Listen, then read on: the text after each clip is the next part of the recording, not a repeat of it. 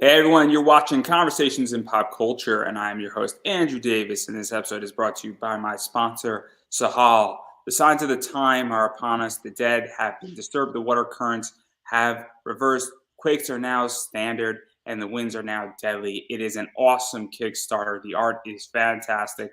The book, I think, is almost fully funded or almost fully funded, and it's by my friend Dwayne Madry. Really cool book. I recommend everybody check it out. It's in the description up above. So go check that Kickstarter out. Also, I am going to be running a very special advertising deal on Free Comic Book Day, and I'll have more details about that on Thursday night around 9 o'clock. So if you're interested in advertising on his show, it is andrewedavis@hotmail.com. Email me for rates, as well as I like comic supplies, and I have an affiliate code with BCW Supplies. So use code POPANIMECOMICS to get 10% off your entire order because bags and boards are expensive. So I'm not going to bore everybody with the rest of my sponsors here because I have with me comic creator Russ Allen, who has Cat and Piggy Girl issue 1 on Kickstarter right now. So That's right. welcome to the show. Thank you. Thanks for having me on. I appreciate it. Yeah, no, I'm very excited to have you on. And I saw your post where people were not exactly being supportive. So I figured I'd say, hey, you know what is, let me see if he wants to be on my show. And obviously, you got a cool Kickstarter going on. So, what is the basic premise of Cat, and Piggy Girl for those who are hearing about it for the first time? It is. I apologize. I was sharing my last share out while you were talking. It It's all is good. It's a. all good. Hey man, you gotta share. Hashtag always share, always promote. So Cat and Piggy Girl is an exciting project, man. I'm not really a comic book writer. I'm more of an author. I do prose. Not so much an artist. So I keep to the words because that's my fancy art. So, I published this book. I did a comic book script for another book for Wendy Steen Shaner for her Luna Tales, which will be coming out in a month or so. And when we went and visited my friend Steph and Carrie for my wife's birthday, we were up there hanging out, and she's like, "Russell, why don't you write a comic book story for kids and sell copies of it? We'll do a cover, and you can raise money for CB4K." So I kind of like to back it up a little bit from the story and just kind of tell everybody what CB4K is all about. So it's a charity that I found out about a few months after my son's second open heart surgery at 2.5.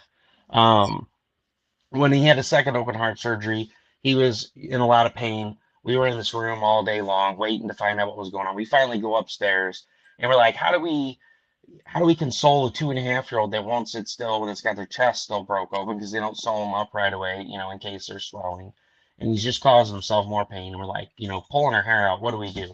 And the nurse comes in with this Spider-Man Hot Wheel. And I'm like, that's awesome because he just all of a sudden forgets about everything, starts rolling around the Spider-Man car. My wife and I sit down, we talk.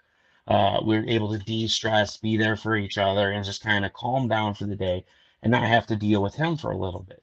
Which I don't mean that to be mean. It's just we needed that time away. He needed that time to get out of his head and, normalize after having an open heart surgery.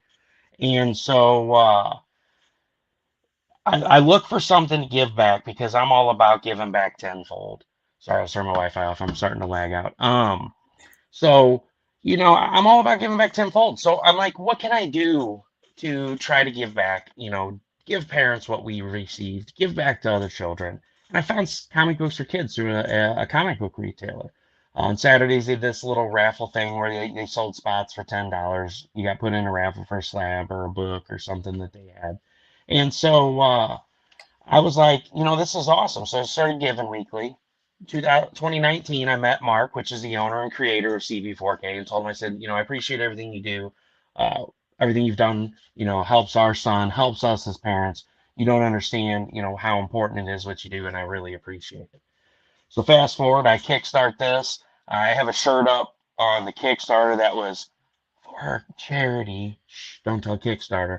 All all pieces of this shirt that sold, I was giving the money to the CB4K. Well, my Kickstarter failed, and I was bummed. I was like, this was a failure. I was pretty down about it. And then the next day, Mark gets online, sees the T-shirt, and he's like, has his daughter reach out to me. I call him up, and he's like, "How would you like to be the official T-shirt supplier for CB4K?" And that's where it all started. So last year I became the official T-shirt supplier is CB4K.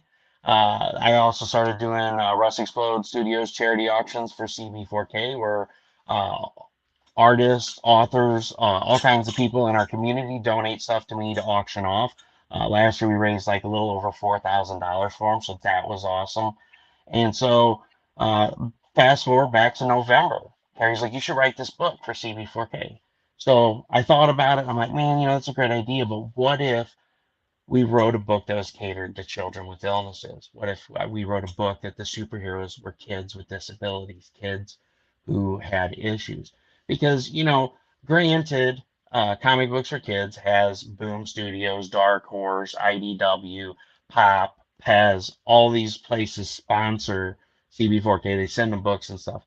None of the stuff's really catered for ill children. And so I sat on it and I waited months. I couldn't figure out an idea. And then one night it dawned on me. I'm like, Cat Cat and Piggy Girl. My son got Cat Cat when he was 11 months old. My daughter got Piggy when she was a month old. And that's the one thing that they care about more than anything in this world. No matter what's happening, they have to have them with them at all time. And I got to thinking, other kids in the hospital are going to have their stuffed animal with them. What if I wrote the story about Roderick and Adriana? You got a child that has had two open heart surgeries. There's a lot of stuff that he can't do. But what if he gains superpowers? They find out that their stuffed animals have superpowers. Somehow that power is transferred to them and they become superheroes. Because the message here is even though you have an illness, even though you have a disability, even though you're a critical illness child and you may not be able to do things your friends are able to do, you're still a superhero because you're still capable of great things. So that's kind of how the story was born. And I got really excited. I wrote it. The first story kind of touches on bullying, which is a huge thing with me. Roderick's 7 years old now. He's in first grade. And kids don't understand why he can't play sports, why he can't play baseball or touch football or, stuff like that, because he's got this cadaver artery in his chest. It's brittle. It could shatter. It could knock it loose. There's all this stuff. So he can't have contact sports.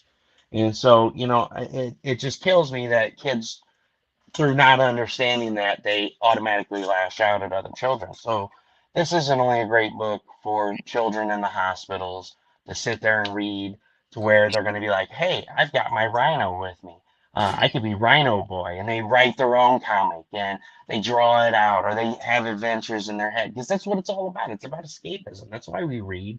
That's why we play video games. That's why we watch movies, is because we want escapism. We want to walk in someone else's shoes, because, pardon my French, because their life's shittier than ours at this point. We think our lives are bad, and then we go and watch these movies and like, oh man, I don't have it bad. This guy's got it bad. And so, you live vicariously through someone else's life while you're going on this adventure. So, And so, then so I to have, even dive into this further, and sorry for interrupting, but no, you're fine. obviously you have, a kid who has a very serious heart issue.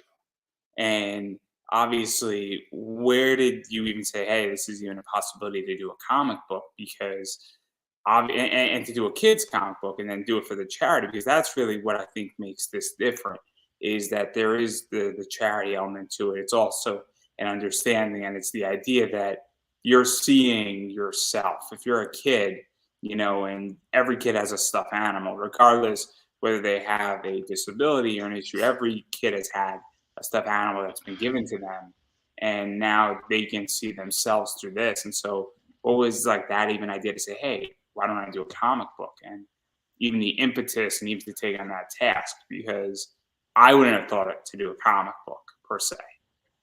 Well, and it goes back to Carrie saying, hey, why don't you write a comic book script for kids, and it was just going to be a book that I sold, and then the money that was raised was going to go to comic books for kids. It was that night, 2 months later, I was laying in bed here, and I was like, I've got it. And my wife's like, you got what? COVID, the clap? What? What have you got?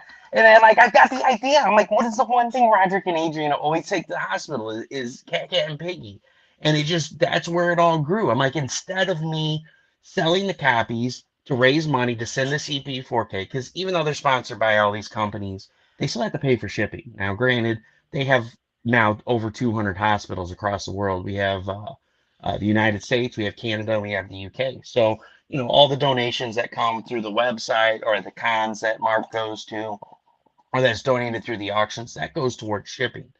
And I was kind of like, I don't want to do the same old thing and just keep sending Mark money over on PayPal and, be like, hey, all these people helped, shout out a thanks to them. And, I'm like, I want to do something better. I want to make a mark.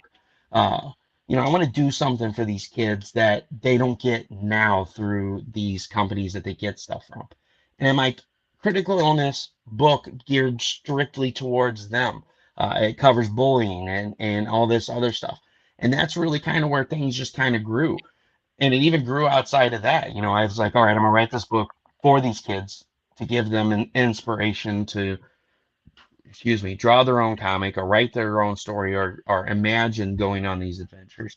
But I'm like, I'm gonna create a page, Cat and Piggy Girl, where these kids can ask their parents if they can post pictures of them in the hospital with their stuffed animal. And so in issue 2, I'm gonna draw one of those children from that page. I'm gonna put them all on a wheel. I'm gonna spin it. What kid it lands on, him or her and their stuffed animal will be a sidekick in issue 2. Then issue 3, I'm going to do the same thing. In each issue, I'm going to incorporate another child. So these children are not only going to be inspired, they're going to have hope, they're going to have strength. I'm like, this is a great idea to get them excited because they're going to be like, they're going to get to the end of the book and they're going to find out that there's this page and they could be a sidekick in their own comic book and they can show all their friends. And then their friends will be like, wow, that's cool. You're in your own comic book. So I'm like, this thing just kind of like grew out of control. I'm like, I'm the idea man. I just start spitballing. And then, I'm like that little snowball that starts out of the top of the mountain. And then by the bottom, it's like this giant iceberg that's just like, look at me. So, there's a lot of stuff to talk about with this. And one of the things is that I think you came up with the idea at the right time in a lot of ways. Because I think 5 years ago, this would not be possible. And where Kickstarter is now a legitimate platform, it has enough traffic. It's also the idea where you could really test ideas. We were speaking off air where I launched a podcast Kickstarter and I successfully funded it. And I don't think that would have been possible 5 years ago. And we're absolutely not. Really big numbers now on Kickstarter. We're starting to see a lot of celebrities on Kickstarter, a lot of big companies and even small companies. And so what was this like? Because you came up with the idea and you're in the right time where this is the golden age of Kickstarter by definition. And so what is that like? Because obviously the idea is working, because 5 years ago, I don't think it would have worked. And I don't think it would have worked for half the people, if not 90% of the people in the comic world. Well, I'll tell you what, it was scary. It was absolutely scary because, look, I originally wasn't going to put this on Kickstarter. I was originally going to outright sell. I was going to order 100 copies. I was going to sell those 100 copies, then take the money I made off the 100 copies, run a single print run for as many as I could get, and send them to CB4K. And so I got to thinking, because here's my big hang up with why I didn't want to do a Kickstarter. Kickstarter takes 10%. I wanted every bit of this to go to the kids. And I was really upset. It was really drawing on me thinking about 10% of this is getting taken away from the kids.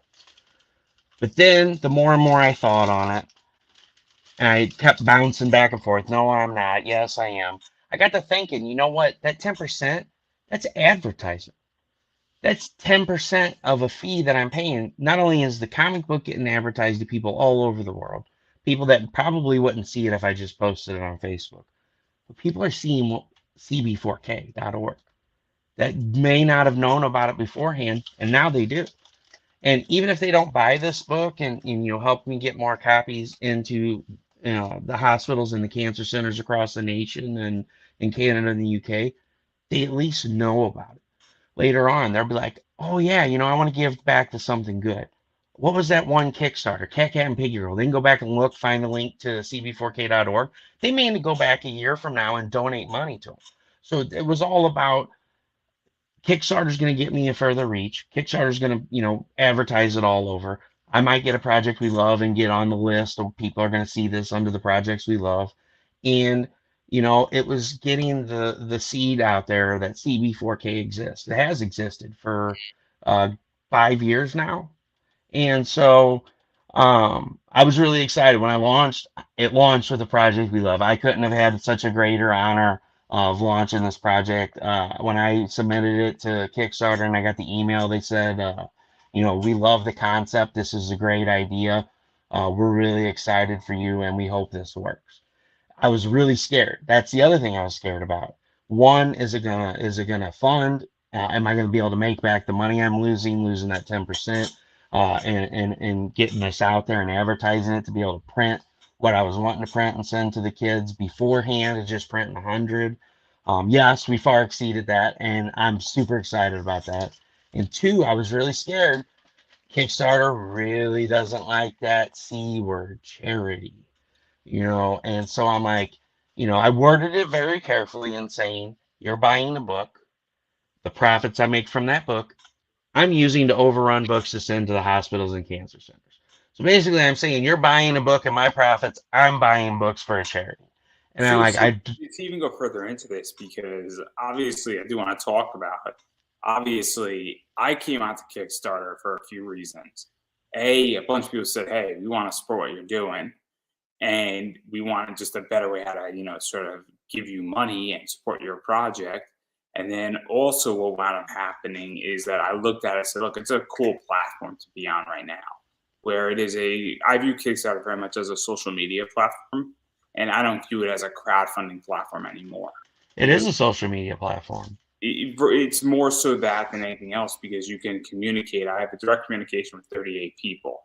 Whether they Yep. want to directly communicate back with me is up to them, but I can now directly communicate, and I don't go bother them all that much. I shoot at maybe 3 updates a year now, or that's the goal. Saying, "Hey, what's up, everybody?" Just checking in, things like that. But the Well, idea is, that's the number one question always is people always ask is Indiegogo or Kickstarter? My big thing is Kickstarter, and you nailed it with saying it's a social media platform because it really is. You have direct contact with all of your backers. You have direct contact after the fact. The campaign's over. You run a campaign 2 years later. You can go back to that campaign and message all those people and say, "Hey, I got something new. I got something fresh out," and they can follow you on Kickstarter. But see, Indiegogo is more like a store. You go on there and you look through somebody's list of stuff and you buy it. It takes the money and that's it. There's nothing really outside of that. But Kickstarter's kind of like when it's over, you can go on there and you can put a link to your website. You can write a little bio. You can change the color scheme, and you can set up this really cool page that even though this campaign's over, people can go to it and go look at what happened after the campaign ended. Did the creator take this to another level? Is it on their website? What have they done since then? You have all these tools at your disposal to reach out to the backers that supported you. And then when you launch Project 2, it alerts all of them, hey, you backed this person before, check out what they're doing now. And that's the nice thing about Kickstarter. I back something for $1, say it's something I'm not into, but I support the creator and I'm like, hey man, I'm gonna throw $1 at your project because I'm buying you 328 emails. Because when I back that for $1, the 328 people that follow me get an email, hey, Russell Allen backed such and such project. And now they can go click on that email. And so that's one of the big things as a podcaster and as an indie supporter. I always try to, hammer into people's heads. You don't have to go back a creator on, their digital tier or their physical tier to help that creator out. If it's somebody you truly believe in or you believe in what they're working towards, a creator's never going to message you and go be like, you're a POS because you only backed me for $1. No, that's never going to happen because we know when you backed us for that $1, everybody that follows you just got an email and you're helping us. And so I'm never going to turn somebody away and be like, oh, well, I have a few dollars. Hey, if you could donate 50 cents, if didn't have to be whole dollar amounts, I wouldn't care if you donated 50 cents to it I because got no problem if no, what's crazy about me is that in season 2, I did 172 guests. Let's say half of them threw me $1 a piece. That's $90. That is exactly. basically it's a little less than half of StreamYard. It's $30 shy of half of what StreamYard costs me. But guess what?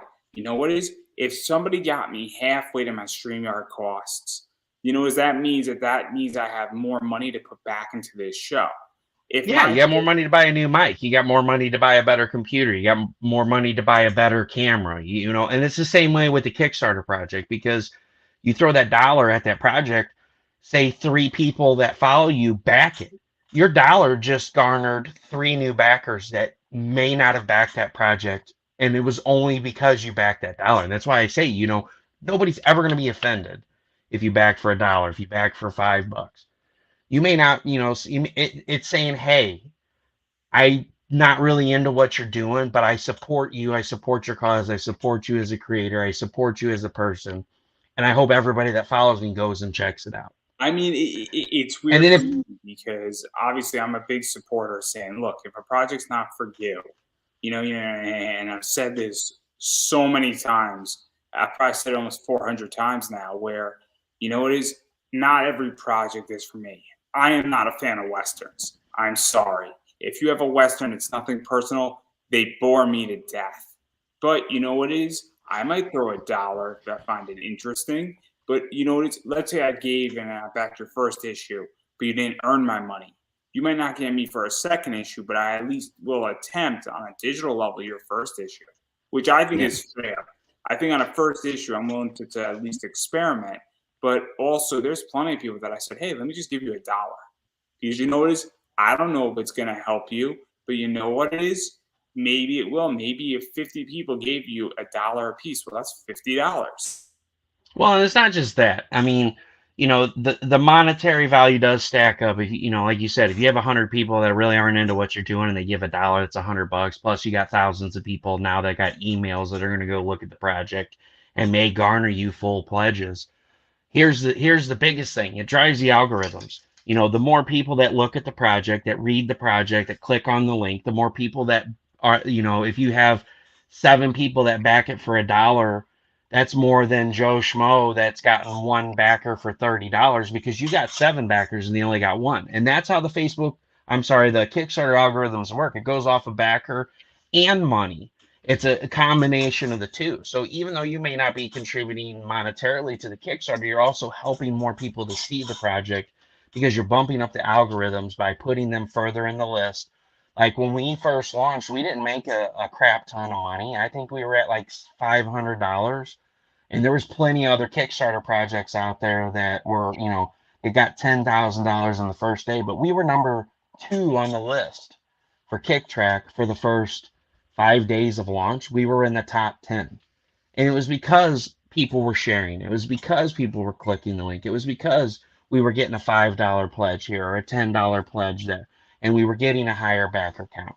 You know, so all these things go into play to help a creator out, you know, by backing it for $1. You may truly think you're not really doing anything, but you're doing a lot for us. So that's something, like I said, I try to drive home, and anybody that comes and watches my show, that's one thing I see at the end of the show, you know, back this creator if you can. If you can't, throw them $1. You have no idea how much that helps. And if you can't afford $1, share it out. Shares are another big thing. You know, when you run a project, after about the first 5 days, Facebook's like, all right, we've heard enough about your stuff. All right, we're just gonna, you know, brush you off to the side so nobody can see you anymore. So you kind of lose that momentum because nobody can see your post. So when you have fresh people that see this stuff and they're like, hey, that's a really great idea. I don't really believe in it, or I don't really have the money, or I don't really, you know, I'm not into what they're doing. I'll at least give them a share. That's where that really comes into play and helps a lot too, because you're sharing to not only your Yeah. friends, which would normally not ever see it, but you're helping me get out of like the Facebook dust, as you would call it. You know, you're the guy that's driving behind the big school bus driving through the desert, and you're like in the cloud behind them, like Mad Max style. Nobody can see you. You know, that's kind of what happens on Because these it blogs. gets very interesting with social media and algorithms and all that stuff at this point, where it's obviously, you know, I mean, I am very aggressive on Facebook and, you know, pushing things out, but it is crystal clear to me that, you know, there's definitely something wonky about it. And it gets tricky once you start going into this and then finding, and then you enter the dead zone. So if you're running a campaign, weeks, you know, 2 and 3 are usually rough in most Yeah, campaigns. Absolutely, you hit the lull is what they call it. You hit the 2 week lull in between where nobody really sees the project. You don't really get a whole lot of pledges. I mean, luckily, one thing I can say that I've been very grateful for this campaign is we've maintained one or two backers a day. Today's been the first day. We haven't gained any traction as far as backer count or pledges towards the campaign. But I'm still keeping it strong, trying to share it out there because one of the things I haven't mentioned yet before is I'm passionate about this because not only am I a father to a critically ill child, and I've seen the benefit not only for the child but as a parent for what this does. But 100% of the profit from this campaign of Cat and Piggy Girl is going towards overrunning the print run to send to CB4K to distribute to all the hospitals and cancer centers across the nation. And I'm going to keep out 50 or 100 books. And we've got two children's hospitals here local in St. Louis. One of them is Cardinal Glenn, and that's where my son has all of his open heart surgeries. And then there's St. Louis Children's Hospital. And my goal is I'm going to either take the books up there and say, hey, I'd love to, mask up, gown up. I want to go around and hand these out to kids, sign them for them because I may be a nobody, but the kids, if you would walk in and say, "Hey, I wrote this comic book," and you give it to them, and then you say, "Would you like me to sign it?"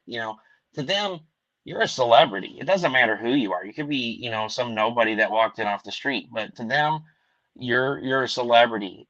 I found that out the hard way with this book.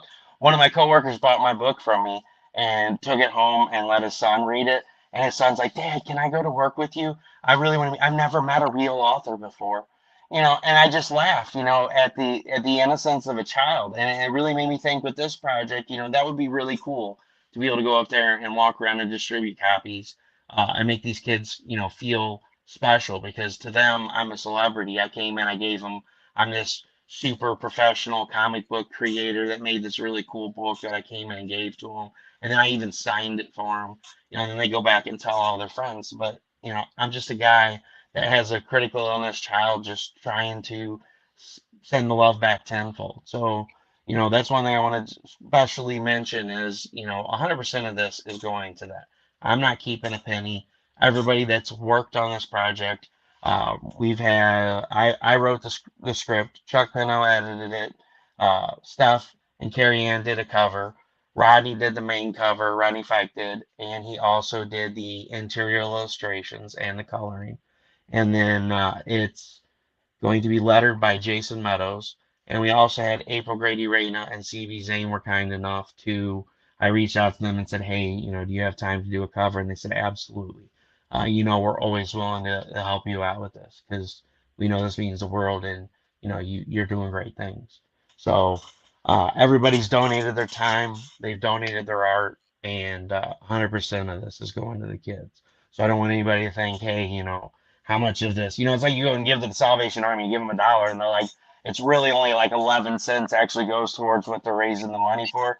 That's not it here, folks. We're doing 100%. 100%.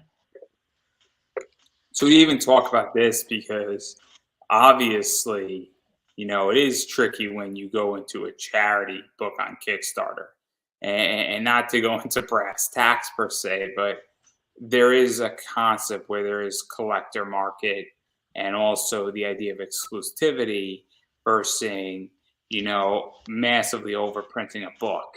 And so, how are you balancing that? Because I think that's a major concern, and also it's the charity element of that as well, where I don't not to play devil's advocate, but people get very nervous sometimes with comic book charity stuff, and people have been burned in the past with it. So obviously, you're not making any money, but also, how are you sort of? If I go and pick up a Steph Wilson cover, one of the things that's always concerning is that how many copies of that book are going to be around. It depends on how much money we raise. So I plan on splitting it 4 ways. So if say I'm able to print 4,000 copies, I'm going to do 1,000 copies of each book. Um, the way I've tried to explain it before is there's no exclusivity to this book. I made no attempts to doing trade and virgin and this and doing metal and holofoil and I kept it simple. We have 4 covers, all 4 are trade dresses. It's not about the book; it's about the charity. You're giving up coffee for a week at Starbucks to help kids in need, and you're getting a book and stretch goals out of it. A book that you can read to your kids, a book that you can give to the neighbor kid and maybe get them into comics, a book you can give your niece, your nephew, your grandkid, your cousins, whatever it be. You could donate it to the school, and they can read it to the class. It's not about the book. Everybody has one thing that they like to give to or that they want to do, or maybe you're a Steph Wilson cover collector and you want to be a completionist. This is another cover that Steph Wilson has done, but there is no exclusivity to this whatsoever. That was not a factor in anything to do with this. It's basically you're supporting a charity. All these copies are going to kids. You're getting a book, you're getting stretch goals, and you're getting our things. When I do the page, I'm going to set up a thank you page. So for everybody who's backed the book, whether at a physical or you just, you threw $1, it doesn't matter what you did. There's going to be a thank you page. I'm going to put everybody's names on there. That way when these kids go and, they post their picture, they're going to see the outpouring of people that said, hey, we want to help these kids. Because one of my big things with this too that I want to touch on a little bit is, when I'm gone and Mark's gone, who's going to carry the torch? When I started doing these Russ Explode Studios charity auctions for CB4K, you would not believe how many people messaged me wanting to send stuff for the charity auctions because they either had open heart surgery when they were a child, they had cancer when they were a child, they were in the hospital constantly for some kind of issue as a child, and they were so upset that something like this did not exist back then. And that's the words that come out of their mouth. I wish there was something like this when I was a child. I want to support this 100%. So that's another thing that through this comic book, they're going to go out to hundreds and thousands of children all over the U.S. and hopefully we can get some to Canada and the UK for them to hand out. And they're going to see CB4K. And my hope is that, 10, 20 years from now, they're going to remember that and they're going to seek out the charity and remember how much the charity benefited them. It gave them hope and strength in the hospital, and that they can be there behind us to pick up the torch and carry this charity on. That's one thing I worry about is the longevity of this. It's not going to be around forever if we can't help the people who it benefits. Because if we benefit them, they're going to remember that. It's kind of like the whole pay it forward thing. Uh, and that's one of the aspects that I really worry about. But going back to what you said, there's no exclusivity to it. The only exclusivity to it is you're getting these cool stretch goals. One of the things is there's OA all in the add-ons, so that's something exclusive that you can get from the campaign. You can get one of one original art pieces. I think there's 3 left. There's a Vampirella 4 slab up there and a 6 that's out of my personal collection. There's all kinds of cool stuff in the add-ons. And a lot of that stuff's gone right away. Like I put 2 Steph Wilson original art pieces. They were gone in 5 seconds. I didn't even get to make the Facebook post. I'm like, all right, guys, the stuff is gone. So, it's been awesome. It's been really cool. So, if anybody else wants to donate anything, throw that out there real quick. If you're an artist, you got pieces laying around that you haven't been able to sell after 6 cons, and you're just like, whatever, you throw it in the back of your portfolio. You want to send it to me to put in the add-ons? I am open for any of that because there's no overhead. If I sell $100 OA piece, that's $100 worth of books that's going towards the kids. So for anybody out there that, if you want to go check out, going back to the end question of, people have been burned from charities before, absolutely go check out cb4k.org. That's the letter CB, and then the actual number 4, the letter K.org. Check out the website. Look at all the letters from the hospitals, the pictures of the children with the stuff that they've sent them. Look at the sponsor page. Holy cow, look at the sponsor page and look at all these great companies that support them. But better yet, reach out to Mark and ask him if he knows who I am.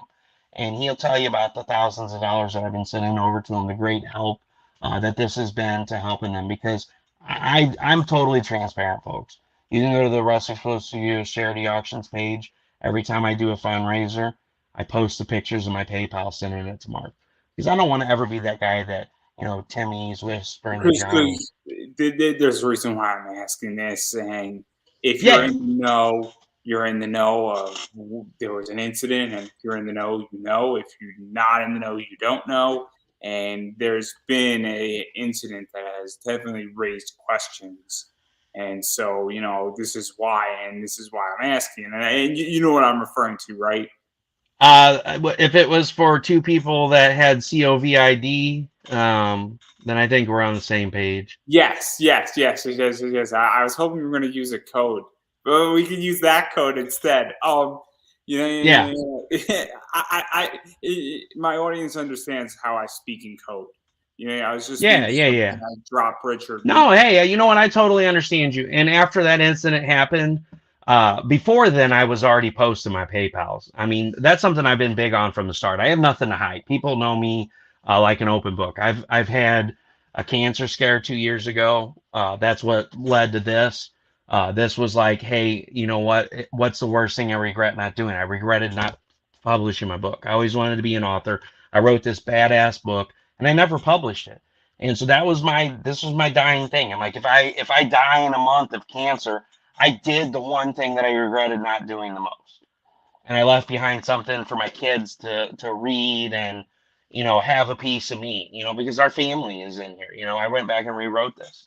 And so and then I went back to work 3 days after, the COVID shut down, and they said you may or may not have cancer, and we will let you know when we open back up. My third day back, I got hit head on. A lady ran a light, and I blew 3 discs in my back. So I've been up and down. But one thing I've always been is transparent. With the CB4K auctions, I always post the PayPal's. I'm like, hey, we raised $1,500. You can be damn sure within a week, whenever, because I hold on to money. Now, mind you, people, I do hold on to money when I ship uh, auction stuff for one reason. If you get your stuff damaged, I'm not going to expect that I'm not going to expect you to let me keep the money just because you gave it to charity. If you want your money back, I've got it still to send back to you. But once everything reaches everybody, I send it over.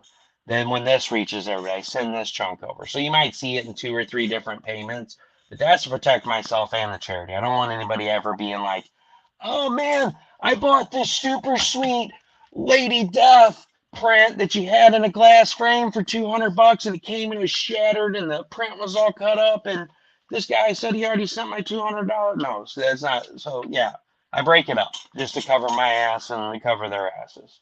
But no, I'm totally transparent. You can go to the page right now, folks. You can look at it. The last one I sent over was it was $300 and $800 for CB4K day. It was awesome. We raised $800 for the kids, and at $25 a box of stuff, that was 32 boxes to hospitals in one day. So that was freaking phenomenal. So thank you to everybody that donated to that. That's fantastic. So I do want to talk about rewards, though. Yeah, So obviously, absolutely. you get the digital copy of the book. So if you say, "Hey, look, you know what it is? I just want my entire pledge, minus Kickstarter's fees, to go straight to the charity and all that stuff." You could get a digital copy, and you're going to be stoked to read it. But then you can get into the fun stuff, and hopefully I have the right order. But this is Rodney Fike and Sean Forney, Yep, right? that's the Fike Forney cover. So that was Yes. the lines and the inks were done by Rodney, and it was colored by Sean Forney. Yep, you can get that for $30. That includes the book, the digital copy, and all unlocked stretch goals. And all profits from that book will go towards printing extra copies, as well as the rest of the books. And then there's this one right here, which Yep, that's is, Stevie Zane's. and so that's another one. And then this is the most That's Steph tame. and Carrie Ann. This Yep. is the most tame Steph Wilson cover ever, by far. I know, right? Look for the circle templates. I don't see any. Oh my god! Just I saw this and I'm like, man, this thing is tame as Yeah, I like. know, right? This thing should go in the Smithsonian Museum. Like everybody should buy this copy just so there's proof that Steph did a non-shear, non-circle template cover. Like it happened, folks. And this is it right here. So you got to buy it. This is against nature here. I mean, So I don't know so how it I should want be. to do something with Steph Wilson at some point, and what I want to do is I want him to draw a man. Hey, I already did that too. I got his first. really tame children's cover. And look at that right there. That's Steph Wilson in my book right there. There's a man. Okay, I want to do a man who's shirtless. Oh my gosh. Oh my, you know what? You should do the guy from I Can't Believe It's Not Butter, that blonde haired bodybuilder looking dude. I don't know who it is, but he's got that fancy accent. I can't believe it's not butter. Oh my god, it's gonna be so ridiculous if I do that Steph Wilson cover and like you just like reimagine it and you're like, I just want a guy. And then what you do is that you have because sometimes there's like two versions that he does, and then you do you could have so much fun with it. You could have like a female who is similar to the guy. It could be brilliant. It could be such a brilliant set for a Kickstarter. And I might do it for the my campaign in November. I'm thinking about it because if there was one person to do a cover for me, it's Steph Wilson. Because I think it'd be hilarious. He just does like a jack. Steph's a great guy. I don't care what anybody says about him. He's a good guy. And then there's this one too. Yep, that's the April Grey Rainy Raina cover. Which thank you so much to for who bought the art yesterday. This was the pledge we had yesterday. Somebody picked up the cover of this book. I don't like to name names, but somebody picked up this book here and the original art to the cover. So thank you so much for doing that. All the money from that cover is going towards the kids. So I am so grateful for that. It's awesome. And so obviously you kept it really simple and to even dive into that as well, one of the things is that and I'm torn on this where there's obviously having a lot of choice is fun. Where no doubt about it, when you have 50 covers to choose from, you can get whatever suits your boat. But at the same time, it also gets confusing. It also adds cost. It adds a lot of other issues that occur, not to mention that art can be expensive for Yeah, cover. so I mean, there's the thing here that you just said it all in one big shebang. It gets expensive because you got all the different art pieces. It gets expensive because for every type of cover that you get, that is an extra print run. So instead of me, like if I would have did a trade and a virgin, I would have 8 different print runs and instead of 4. So my cost automatically goes up, and that defeats the purpose of this Kickstarter. Everybody's questioning, this and that, and it always comes back to this is why I didn't do that because this Kickstarter was solely for the purpose of getting books into kids' hands. How could I get the most books into kids' hands while also giving a selection of things? And that choice was through getting 4 different covers done, and making it simple to where we only had the trade cover.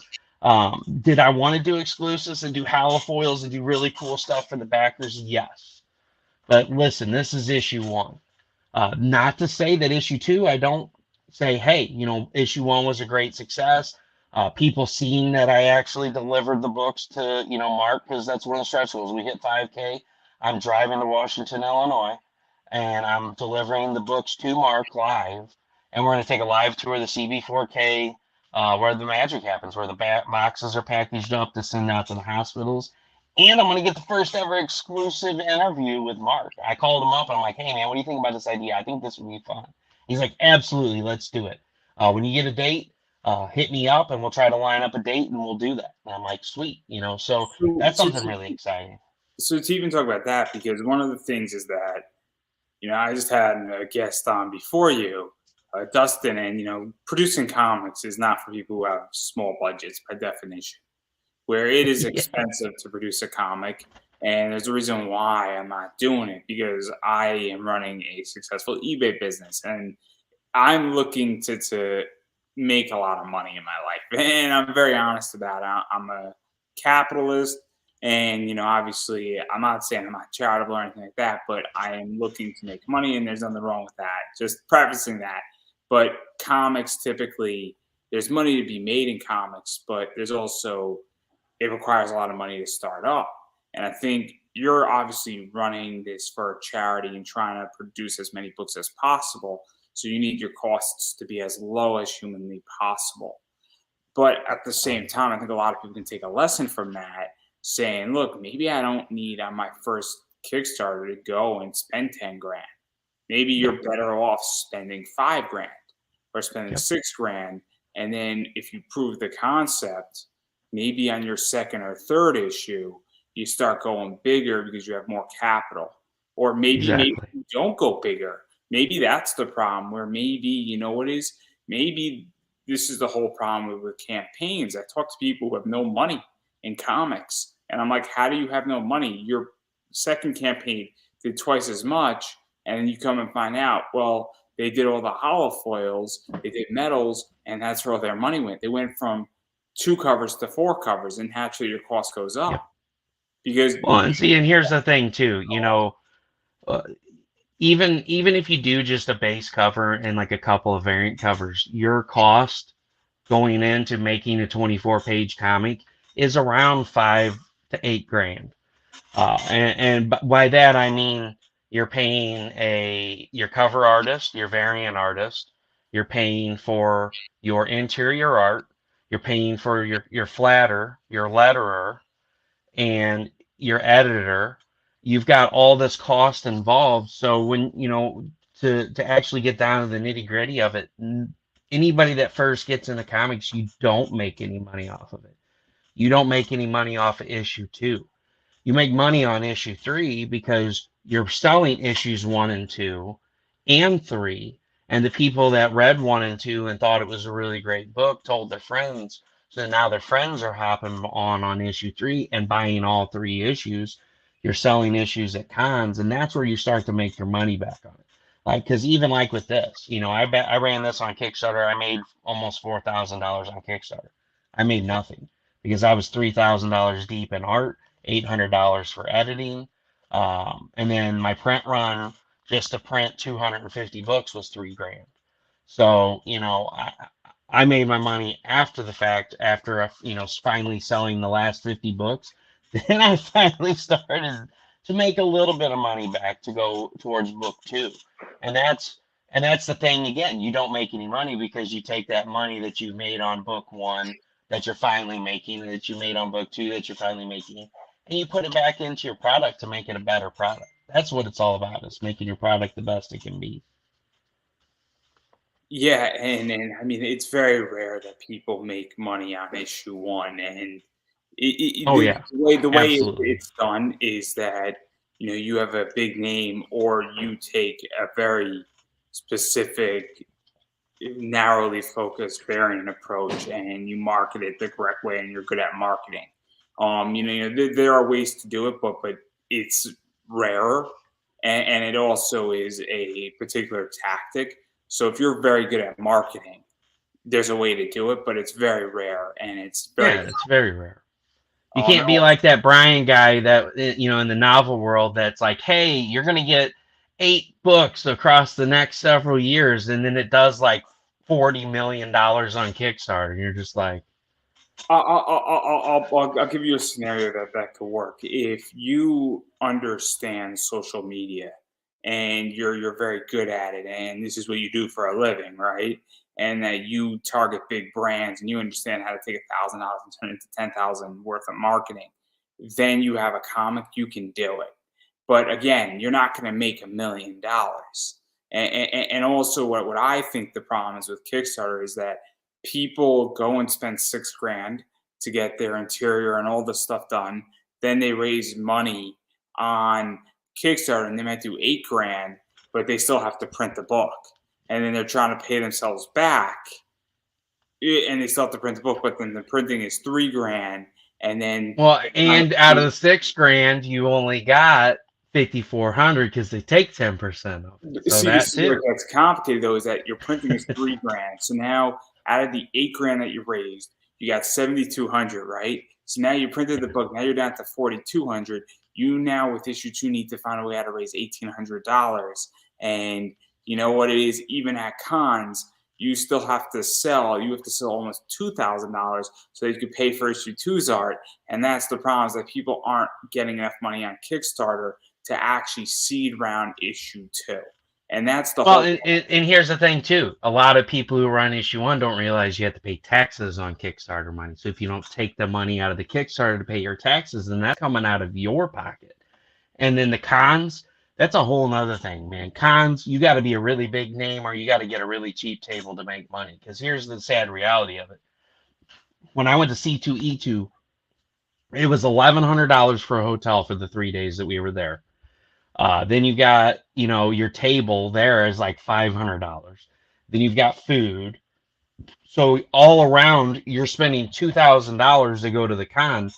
You've got to make $2,000 before you even make a return on going there.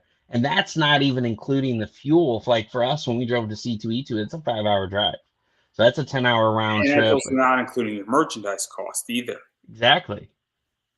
So I mean, as a somebody that's an indie creator, that's these are all things that you have to think of, and it's really a lot of the reasons why a lot of creators go broke after issue 1 or issue 2 is they try to get themselves out there, and I'm not saying it's a bad approach, but a lot of times it just doesn't work out. People walk by your table because you're in a bad area. Maybe you're over, you're not the lucky guy that's on the corner over by the restrooms where everybody's going to go that entire day because everybody's got to go to the bathroom. You're the guy that's in the corner the furthest This is the away whole from thing. So I don't know how much you know about me, but I speak about it all the time. I am what is known as a comic book investor. So I buy and sell books and I spec on books on eBay. And I'm going to have a great year this year where I'm going to have a very profitable year on eBay. And, there's a reason why I don't feel like taking what I'm going to make on eBay and putting it into a comic book and then running through the grind because it makes no Yep. sense to me on an economic If level. what you're doing is working, why take a risk? I mean, it's not even working. So then I take the money I make, I put it into a dividend producing stock, and yeah, then dividends as a rate of return. And it's not sexy, but guess what? I'm making money, so I don't care because the rule number 1 is make money. Rule number 2 is don't lose money. There are 2 rules in life. Those are the 2 rules. Everything else is just a consequence of those rules.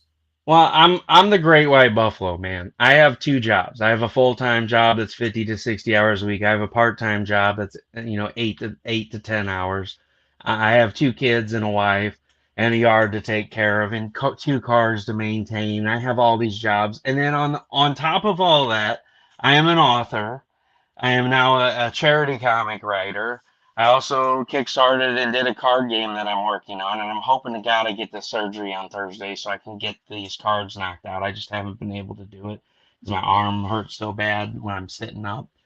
But my thing is I this is my escapism. You buy this book, this is now your escapism. I do it for the connections. I do it for the friendships. I do it for the connection with the fans. Just to have somebody message me or call me. I'll tell a real quick story. So I'm driving one day, I'm talking to my buddy, and I get a call from a friend that's at one of the stops that's like 2 hours away. I drive for a living. So I'm over the road. I'm not over the road. I come home every night, but I go 300 or 400 miles away some days. And it's in Colombia. It's 2.5 hours away.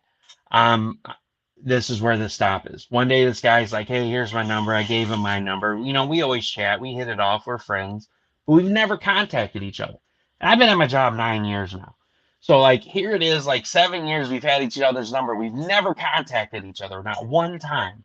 I'm driving. I'm talking to my buddy Jack, and I hear boop boop.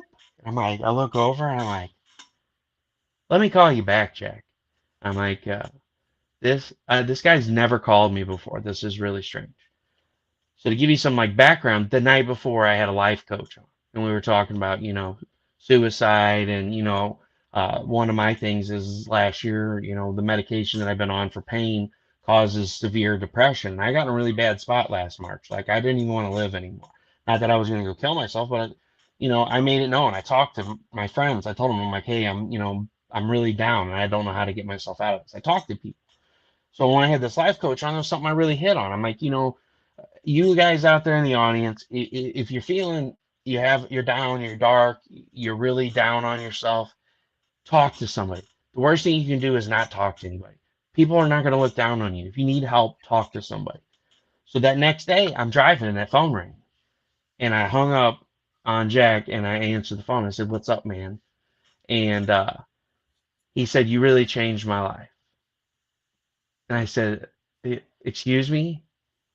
He's like, "Look, man." He's like, I know you've been a good friend. You've always talked to me when you've been down here and we have fun. He's like, but to be honest, things haven't been really good for me. My health's been really bad. I've had some family members pass away over the last year. With COVID, all my friends quit hanging out with me. Uh, he's like, I've been in a really bad place. And I just so happened last night was the first time I logged in and watched your show and you had a life coach on. And he goes, I just wanted to let you know that you changed my life. And I think you saved my life. And you know what? Hearing that in my eyes is worth more than if I would have made $1 million. Because that's a connection that I made. It was something that, actually, to back it up, he bought a copy of my book, seen my website in here. That's how he found the show and watched that show that night. If it wouldn't have been for me selling this book to him and him looking that up and finding that show, he may have killed himself.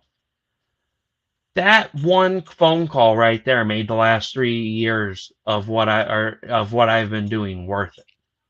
All the hard grinds, the days that I've gone on here that I've hurt so bad and I didn't want to sit here, but I did it because I love what I do. I love sitting here and chatting with people, talking to creators and asking questions and having fun.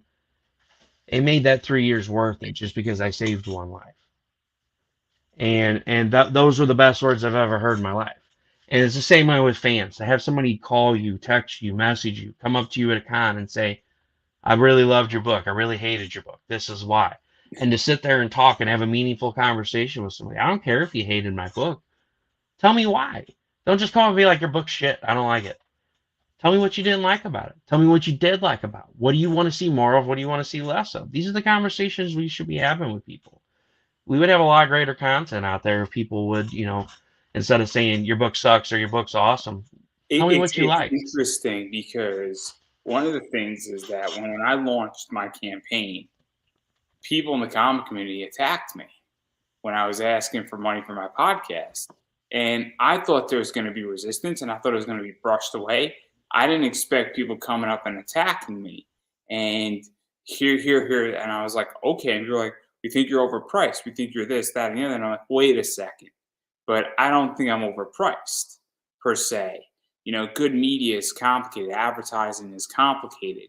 This is not, one and done. People saying, oh, you shouldn't be charging because you're a podcast. And I'm like, wait a second, though. You guys think that things just are free. This is a business. But they didn't give they gave a slight answer, but they only gave half the answer.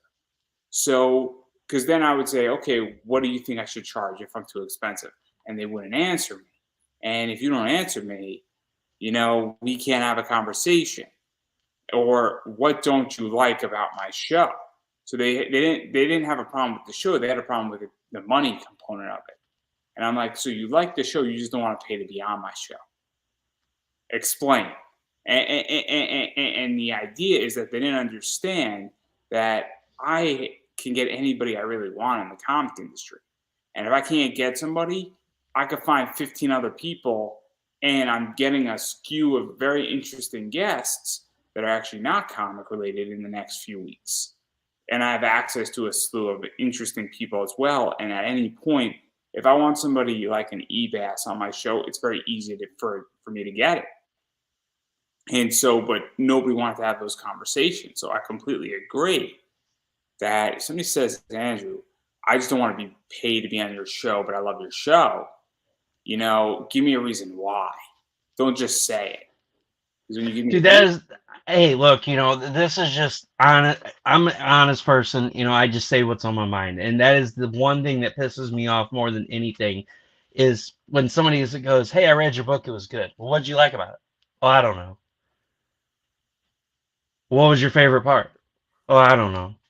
I'm like, at this point, I'm really questioning the fact that you even really read the book, that you bought it and you told me it was good because you didn't want to hurt my feelings and you just haven't had time to read it. Like, just be honest, man. Like, if you love my book, tell me why. I want to know why. That's what it's about. It's I about the hated your book. relationship. That's neither here nor there. Yeah. Hey, you hated my book? Good. Tell me why. Hey, you know what? I didn't read Feedback it. is feedback. It's a joke. I didn't read it yet. I know you didn't read it. Trust me. I know everybody that bought my book. No, I'm just kidding. But no, I really do. I mean, that's the thing. That's what's been great about doing this. Everybody that's bought the book, I'm friends with. I'm not friends with. I've created relationships with these people. We've talked about the book.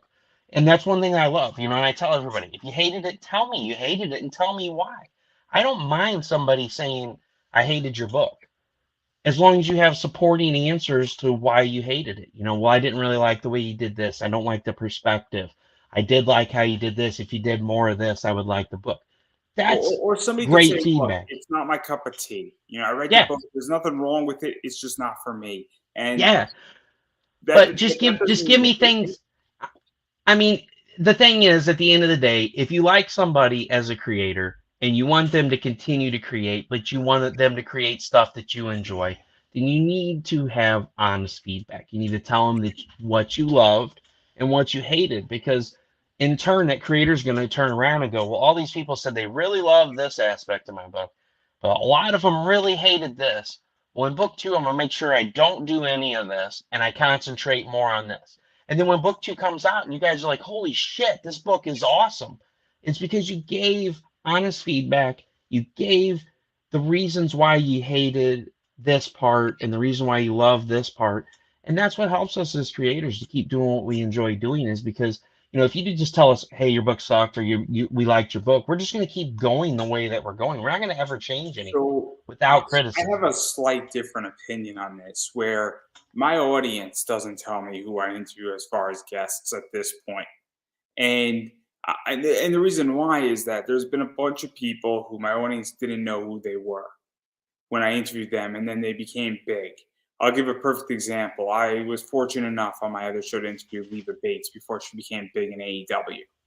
If my audience was like, we don't want you to interview Leva Bates or Nixon Noel, who was Tegan Knox in WWE, or Anthony Green in WWE, then those people would have never ever been, in there. So it's Well, there's a fine line. There's a fine line. I mean, yeah, if my at the audience end of the says, day, yeah. at the end of the day, we're gonna still do some of the things that we want to do because So, it's so our I'll give our you an shindig. example. If my audience said, Andrew, we love when you interview wrestlers. Can you get more wrestlers on? I'm open to that. But if you say, Andrew, I want you to only do WWE people, I don't have the access to that. So, but it's also the idea that if somebody says, I want your style to be more silly, I'm going to be like, well, you know what? That's not what the show is.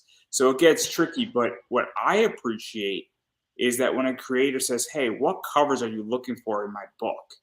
Because that to me is not attacking the integrity of it, but it's saying, hey, what artists would you be interested in?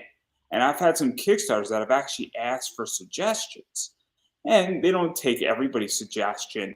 But, and I've had other creators say, hey, Andrew, who do you like in the industry? And I'm like, well, I like Steph Wilson. I like Greg Bo Watson. I like CB Zane. I also happen to like some weird people, in the industry, where people are like, oh, I've never heard of this person. And I'm like, you haven't heard of Tristan Thomas because he's brand new, but he's very good at his job, and that he's a superstar, and that he works a lot for Merck Magazine. And people are like, okay. And then it's fun when somebody's like, oh man, I took your recommendation.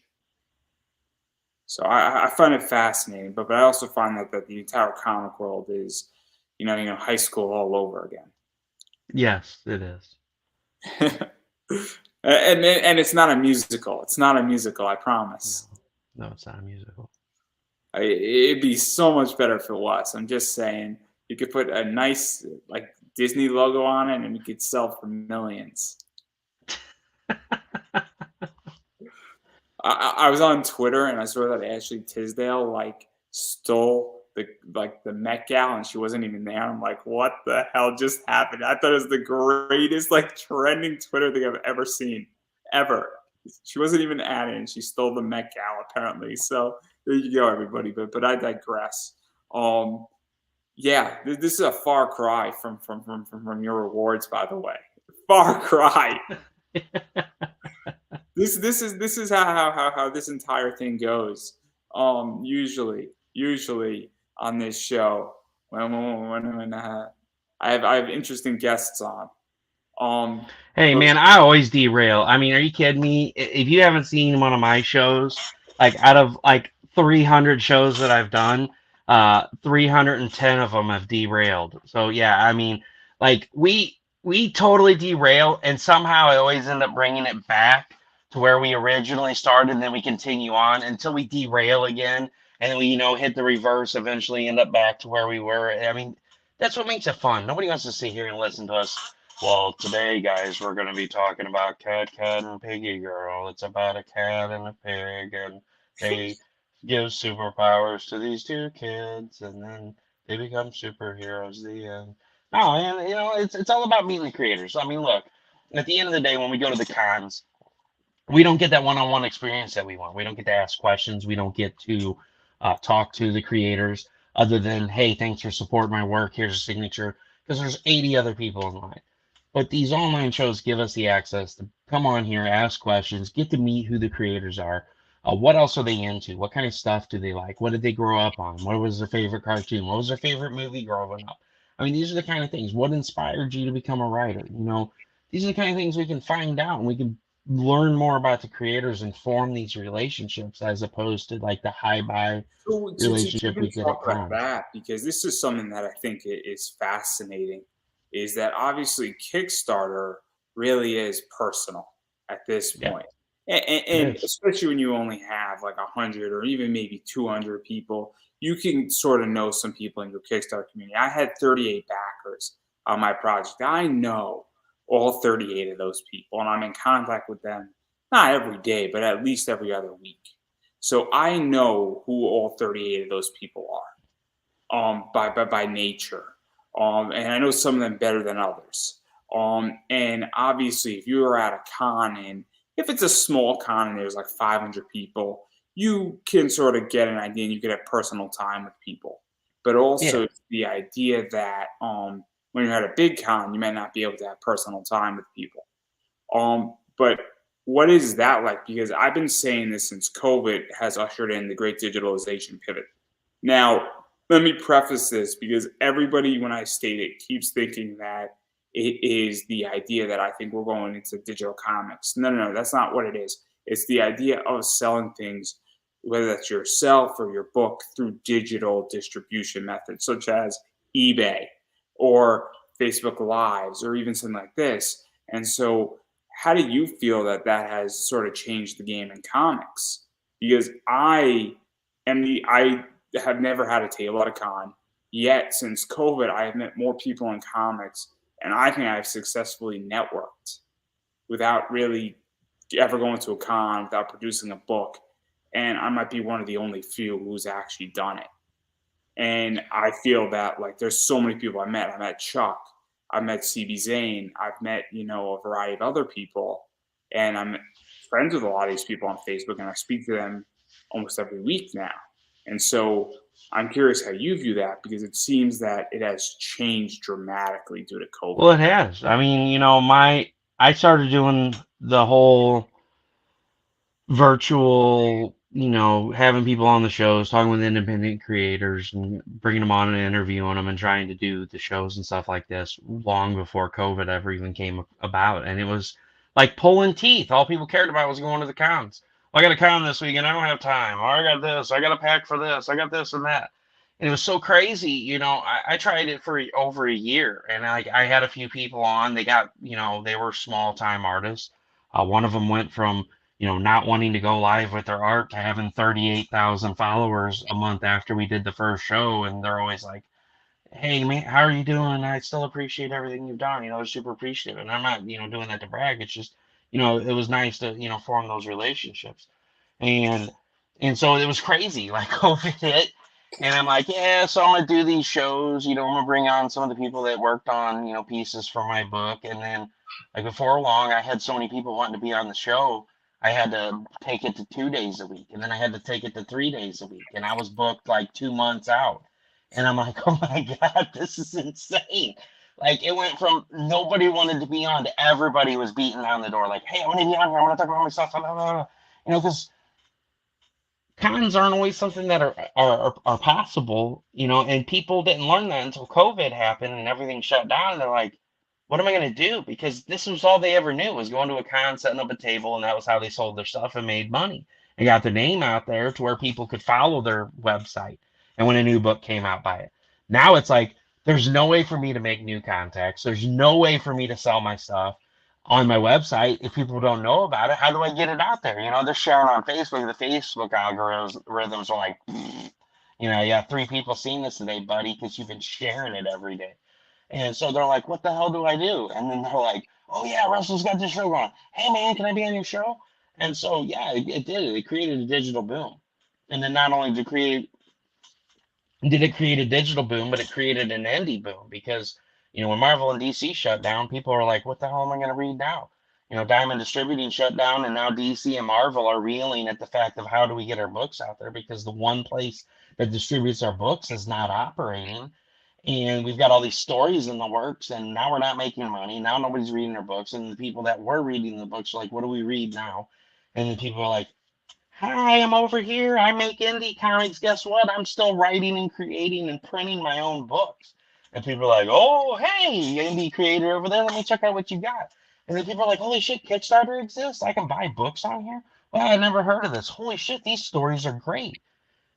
And, so it created this indie boom because people realized that, hey, the indie community's been here the whole time creating awesome shit while you've been up, in the big twos, watered down 57th, reboot of Thor, or whatever.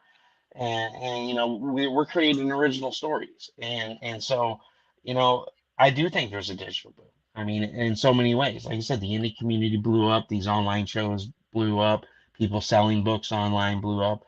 Like it used to be, it was hard to find, a book you were looking for. Hell, you could scroll through 3 comic book groups and find the book you're looking for in like 5 minutes. And it may not be the price you want to pay for it, but you can find it. So let me ask you a question because obviously I'm in the spec game very much, and I have it down with certain covers, artists, certain books where there's a science to it. So I sell a lot of Zenoscope books on eBay, and when they do live streams, I know how to price a book, and I know exactly what it's going to sell for in certain price ranges, and I know how long it's going to take me to sell that book relatively, and I'm right a lot more than I'm wrong on this one. And there's certain things that just it's a science, for lack of a better word. But I do think we are in a comic bubble, and I think that the market is oversaturated.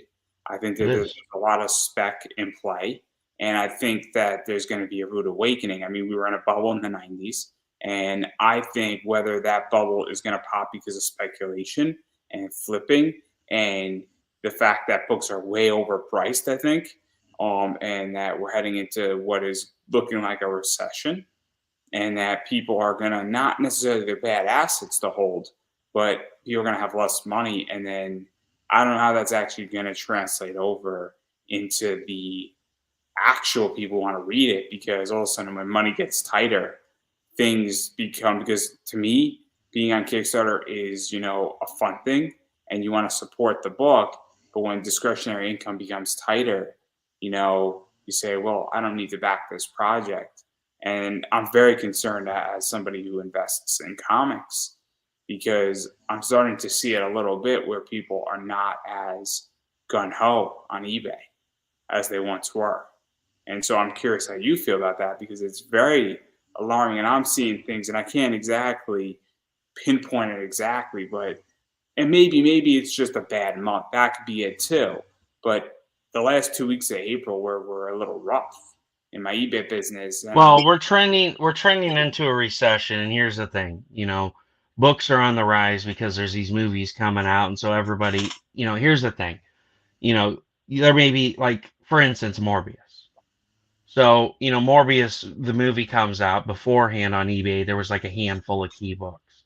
Well, then all of a sudden you've got 400 people on there going, I got a 9.8 in the first appearance of Morbius, and I want 52 grand for it, and everybody it just floods the market. And and then you got people out there that are willing to spend the money to get it because they think that the valuation is going to continue to increase. Well, then all of a sudden it's like nobody cares because the movie sucked and uh, spoiler alert. Um, the movie Same sucked thing and happened to it Moon Knight. Same thing happened yeah, to Moon Knight. Moon Knight. I mean, it's every time a movie comes out. The Eternals. The Eternals. Everybody was gung ho about the Eternals too, and this book's gonna go places. It's going up. You better buy it now. And they market flooded, and now you can buy them a dime a dozen. I think this is what's killing the comic book industry is we evaluate keys and stuff based on whether or not it got a movie, and then the movie comes out and it flops, and then everybody's sitting on this dead book that's worth a tenth of what they paid for it. And so people are starting to become less apt to buy books that are key books because of that. And I think people are really wary of what they spend their money on because they're wanting to put their money into something that either means something to them. It's not just because it's a key book that's going to be worth a ton of money in 10 years and they can flip it. They're either looking for something that means a lot to them or they're looking for something that's low budget that is possibly going to blow up. I mean, look at me, for instance. I love Vampirella. I would have bought this book whether I knew there was a Vampirella movie coming out or not. I bought Vampirella #1, signed by Neil Adams, in an 8. And I love this book. This is like my grail book of all time. I will never sell it. I paid $1,100 for it. You cannot find a book in a 4 or 5 now less than $6,000. And part of it's just because every year Vampirella has gone up, just because it's something that's always going to be around. More people find out about it, less books are on the market, and it just keeps going on the rise. Then they announced they were making a new movie on it. So, that helped bump the prices up a little bit, but it's not like going to release anytime soon. But I think that's a book that's going to hold its value. I mean, they just celebrated the 50th There's a anniversary. whole science to this, and it's the idea Yeah. that certain books do well always. Yeah. And I mean, I got no problem telling people this where I'm waiting for the market to get soft, and I'm going to soup up a bunch of books.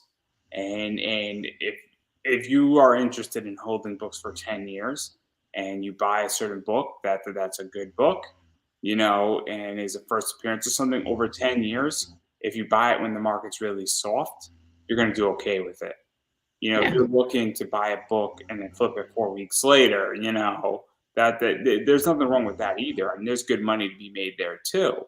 But it's the idea that I made a lot of money on a bunch of books, not because I bought it when they were, $100 and then I sold it for $400, and because I bought it, but I held on to it for 5 years, and the market was Yeah. when I bought it, and Well, I'm and that's a lot of what's wrong with the market right now is people are buying to flip instantly.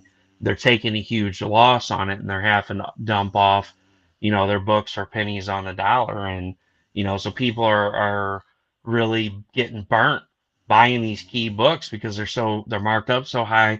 I mean, to be honest, so like, Moon Knight, for instance, everybody wanted to go out and get Moon Knight. They got burned on it. And so people are like, oh, I really want to get this book.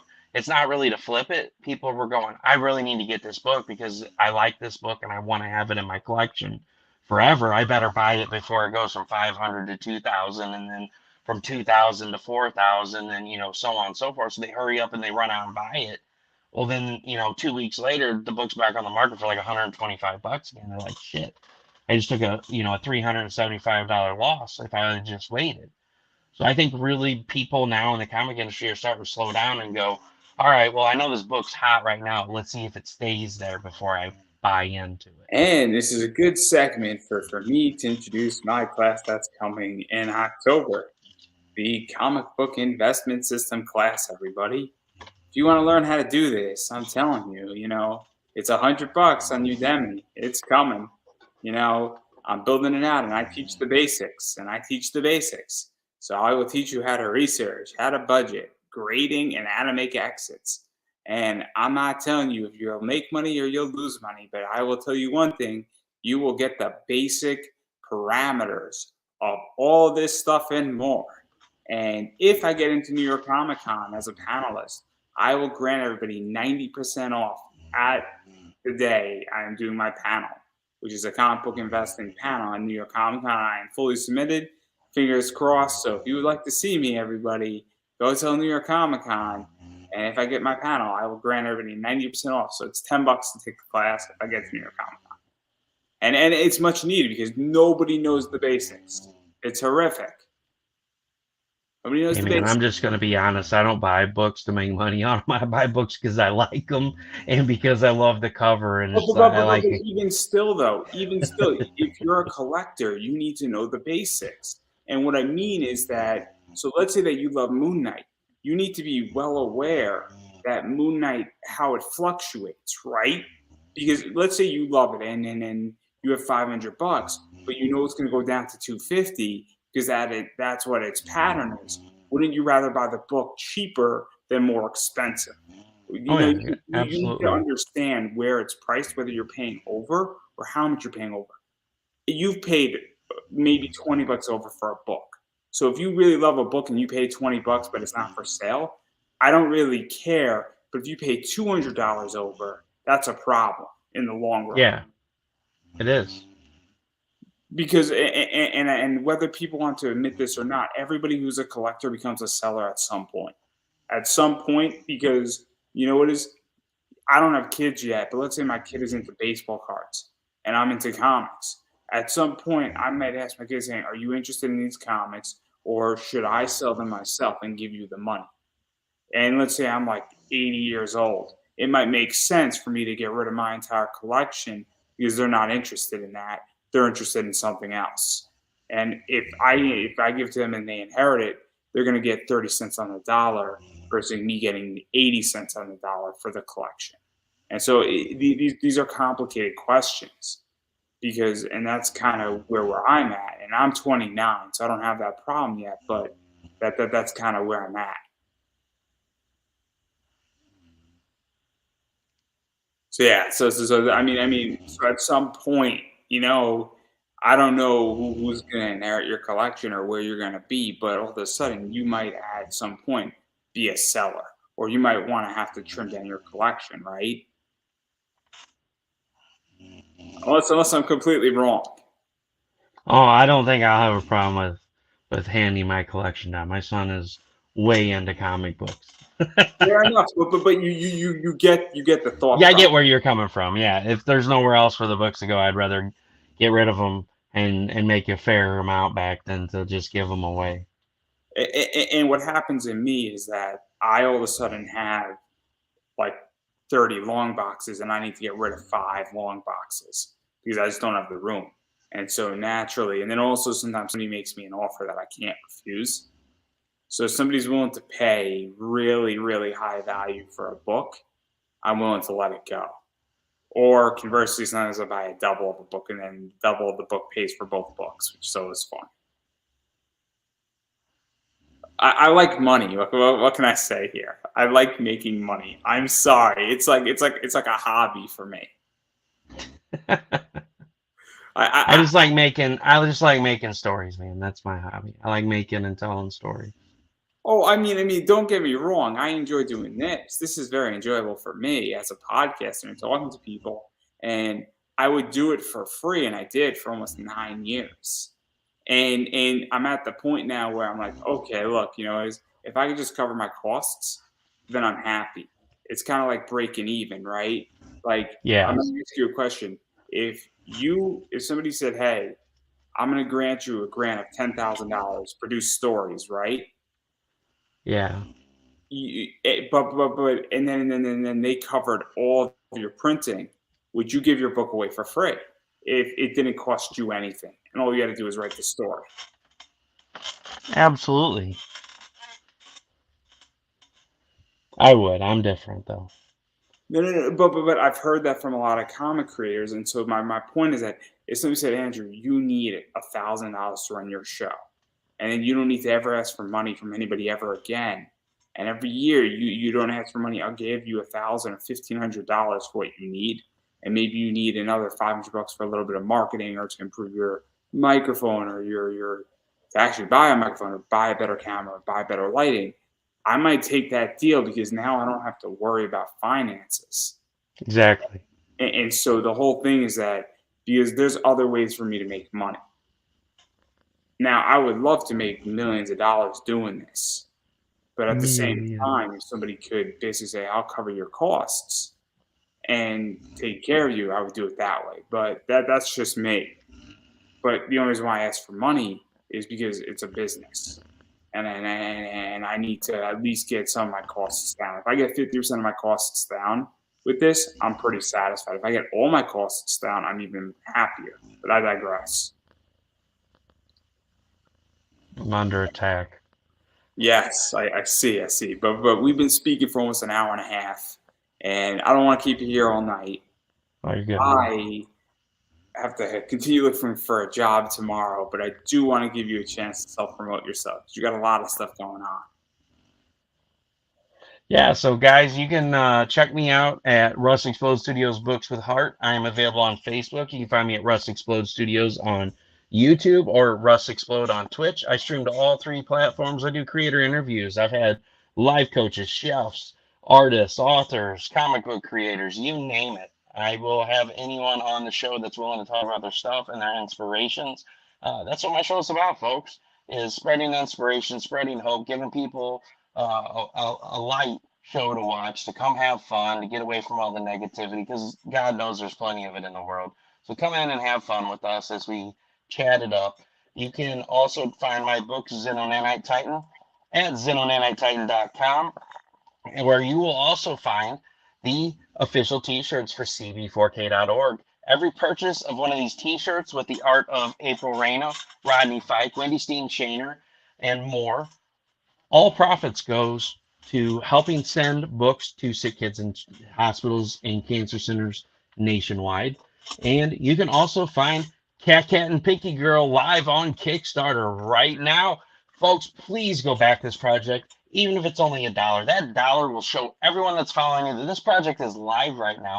It will also help the algorithms on Kickstarter, help keep me in the top of the list. So more people, when they log on to Kickstarter, boom, there's Cat and Piggy Girl. What's this all about? And also, please share it out. Every share is worth its weight in gold. Every single purchase on this campaign goes, the profits will go towards sending books to sick children in cancer centers and hospitals nationwide to help give them hope, strength, and inspiration in a dark time, especially now with COVID. A lot of hospitals are still under restrictions. Also, if you have a child that's 7 or 8 years old that's going through any type of chemotherapy treatment for leukemia or cancer, they're immunocompromised. They're not able to be visited by anyone. So just imagine being 7 years old and throwing up in the toilet and you're trying to hold your hair up and then that hair comes out in your hand and you're 7, you're going through all this stuff by yourself. This is why we're doing what we're doing, folks. These kids need our help. They need someone to shine a light in their life and help them feel like somebody's there for them and bring them happiness. And the sad reality of it is, folks, your donation could help a parent see their child smile for the last time. Uh, this child could get a pencil dispenser, a stuffed animal, a comic book, and just be happy. And not every child gets to go home. So be happy in knowing that your dollar may actually made a difference, because 100% of this is going towards the kids. Andrew, thank you so much for having me on here to come talk about the project and just chat about comics in general. Again, thank you. I really do appreciate it. We're doing great things with this. It's about the community, and as a community, we need to start working together and building a stronger community and helping each other out. Yeah, and then I'm just going to quickly promote myself. Obviously, all my socials, Twitter's down there, Instagram is right there, Facebook is right there. It's Pop Anime Comics. YouTube, if you're watching on Facebook or you're seeing this elsewhere, is Pop Anime Comics. So I appreciate people subscribing to my YouTube channel, liking the Facebook page, following me on Twitter, checking me out on Instagram. All that stuff matters to me. Also, obviously, use my BCW supplies code. Save yourself 10%. Because bags and boards are expensive, and that code actually works. I use the code, and so if you use the code to help support this show and you're saving money, you're throwing some money at this show. $200 gets you $20 off. So it's a decent code. So if you need supplies, please use them. They're good people at BCW Supplies. So that's two. And then obviously, I appreciate everybody sharing this out because it means a lot to me. I appreciate when people actually share my interviews, comment on my interviews, engage with me. as well as if you want to see this show continue to go onward, I do have Buy Me a Coffee. But obviously, that's if you love the show and you want to support what we're doing here, that's a great way. And finally and foremost, I do have free comic book deals for advertising and guest spots. So if you're interested in being part of that, it is cheap deals, and I will be talking about that on Thursday if you would like to advertise on the show. Watch me Thursday, 9 o'clock, 9:10, doing a comic book hangout with some of my friends and some interesting people who may or may not show up. So keep that in mind. I might have a red apple ale in my hand while I'm doing that because it's a long week. And I have Madeline Holly Rosson on, which is Boston Meta Physical Society. So that's on Thursday at 7 o'clock. So that's a big deal for me as well. So all that's fun, but I'm going to give you the final word. Everyone, keep supporting comics and keep supporting Rust Explode Studios because we're bringing content that'll blow your mind. And that's a wrap, everybody.